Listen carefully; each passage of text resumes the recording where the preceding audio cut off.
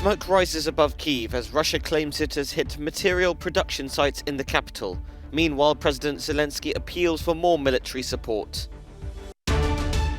Ukraine says Russian forces have attacked an oil refinery in Lysychansk as shelling intensifies in the country's east. Russia has barred the British Prime Minister Boris Johnson and other UK officials from entering the country in response to London's sanctions on Moscow. Smoke rises above Kyiv, darkening the skies just one day after Russia vowed to step up missile strikes on Ukraine's capital in response to what it calls terrorist-type attacks carried out on its territory by Kyiv. The Kremlin has said that 16 targets were destroyed in the strikes. High-precision, long-range air-launched weapons destroyed production buildings of an armaments plant in Kyiv and a workshop for repairing military equipment in Mykolaiv. It may have been in direct response to the sinking of the flagship of the Russian Black Sea Fleet, the Moskva.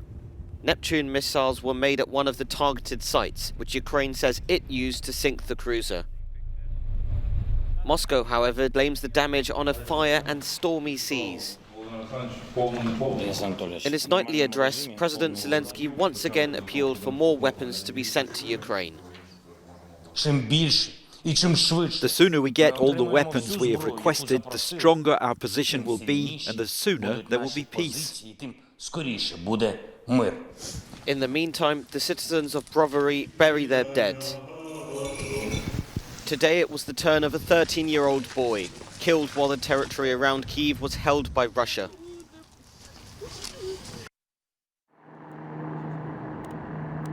Smoke billows from an oil refinery in Lysychansk in eastern Ukraine.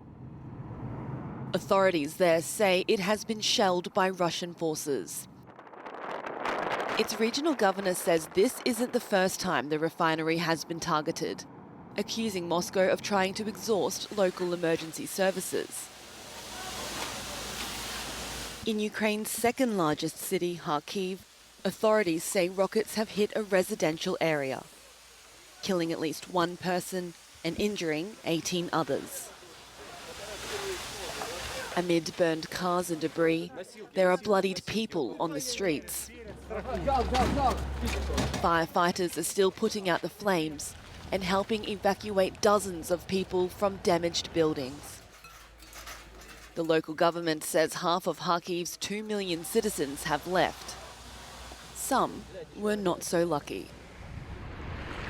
In Chernihiv, sounds of construction replace air raids. The city was constantly under attack from Russian forces until suddenly they withdrew. Now residents pick up the pieces.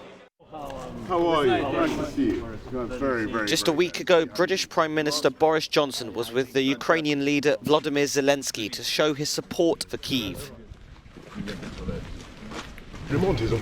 And now, Moscow has barred Johnson and a dozen other UK officials from entering Russia. The Kremlin said the move was due to British sanctions on Russia, as well as helping to marshal its international isolation. This week we will announce that we've frozen over $350 billion of Putin's war chest. But these may have had an effect too. This one was shot from this beautiful thing. Britain has been at the forefront of offering military support to Kyiv, such as these next-generation light anti-tank weapons. They are crucial in allowing Ukraine's forces to fight back against superior Russian firepower. Ignoring police orders, a man in the Russian city of Khabarovsk defiantly shows his support for Ukraine until his sign is taken from him. Officers have arrested 2 people there demonstrating against the war.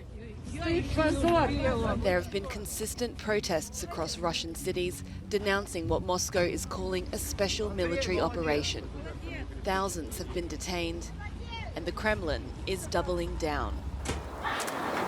In Lithuania, women gather outside the Russian embassy in the capital. Some in their underwear, many with bags over their heads. They're protesting against alleged incidences of rape and violence against Ukrainian women and children by Russian forces. Organisers were inspired by a similar protest in Estonia, They know the 20-minute act is confronting, but say it's necessary to get their message across to show what's happening in Ukraine. This was the scene in Örebro, Sweden, on Friday, as people violently clashed with the police, sparked off by a far-right group's intention to hold a demonstration in which they planned to burn a Quran. 12 police officers were injured and 4 police vehicles were set on fire. And now, authorities say they're preparing for a new round of disturbances. The deputy chief of police in the city says it's tragic, terribly tragic, to show such disregard and to engage in violence and vandalism. It affected the ability of the police in our city to protect our constitutionally inscribed rights. The line between hate speech and acceptable expression are increasingly thorny issues in the West. A police spokeswoman said permission will not be revoked for the far-right demonstration, citing free speech grounds. However, the rally would be moved to another undisclosed location. Who did the streets belong to? Us, replies the crowd, gathered to express their distaste to both Marine Le Pen and Emmanuel Macron in Paris. It's Le Pen and Macron who must be fired, they continue. This protest is part of a national mobilisation against the far right and their candidate Marine Le Pen, just 8 days before the second round of the French presidential election. Many have voted for leftist or green candidates in the first round. Who they give their vote to in the second round, or whether they decide to vote at all, will be crucial in deciding who sits in the Élysée Palace.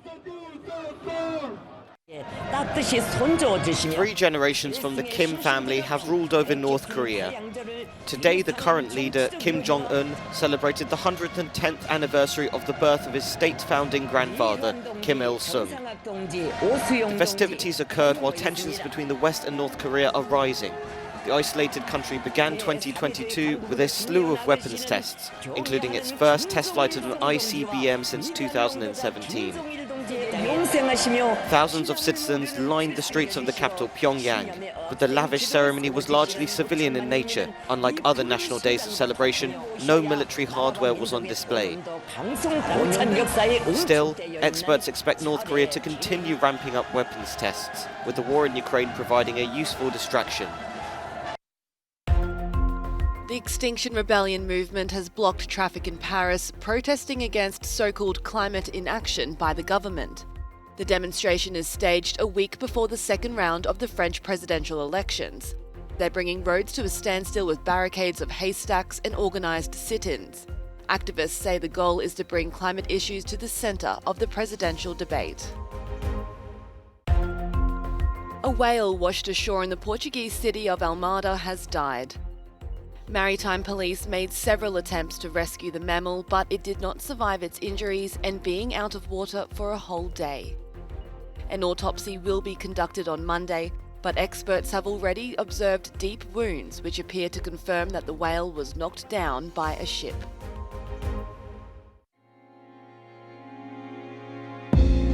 In Coruña, Spain, the Barrier Foundation is hosting an exhibition, Textiles of Artists, organised by the Fashion and Textile Museum of London. The exhibition offers a journey through the history of 20th century art through fabrics designed by representatives of movements such as Fauvism, Cubism, Abstraction, Surrealism and Pop Art.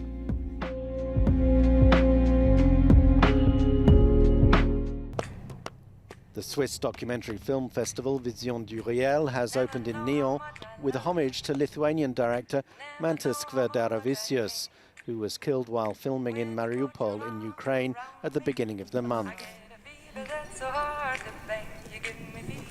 It is one of the leading documentary festivals in the world.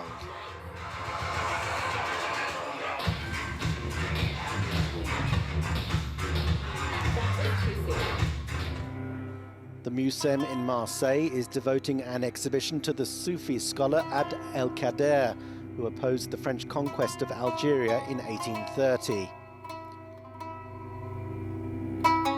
Seen as a national hero by Algerians, the religious and military leader is not well known in France.